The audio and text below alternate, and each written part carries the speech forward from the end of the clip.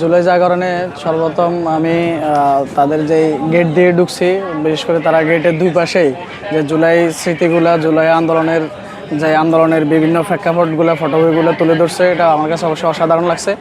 এবং ভিতরের দিকে যখন গেছি, তারা যেই মানচিত্রটা করছে বাংলাদেশের, এই যে বিভাগ বিভাগ ভিত্তিক শহীদদের তালিকা এবং বিভাগ ভিত্তিক শহীদদেরকে উপস্থাপন করা এবং শহীদরা কে কোন জায়গায় শহীদ হয়েছে সেই স্থানগুলা তুলে ধরা এবং বিভাগ ভিত্তিক তুলে ধরা, এইসব বিষয়গুলো আমার কাছে অবশ্য অনেক ভালো লাগছে।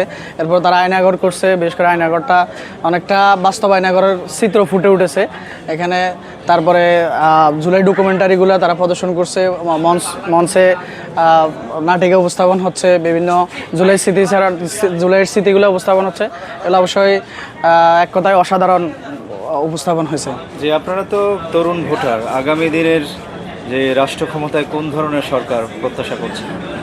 আমরা আগামী দিনে বাংলাদেশে এমন একটি সরকার প্রত্যাশা করি যারা ন্যায় ও ইনসাফ ভিত্তিক বাংলাদেশের ন্যায় ও ইনসাফ প্রতিষ্ঠায় কাজ করবে এবং বৈষম্যহীন একটি রাষ্ট্র বাংলাদেশকে উপহার দিবে, যেখানে থাকবে না কোনো দুর্নীতি, অনাচার, অত্যাচার, নির্যাতন এবং মানুষ নিরপরাধ মানুষ কোনো অন্যায়ের শিকার হবে না, জুলুমের শিকার হবে না।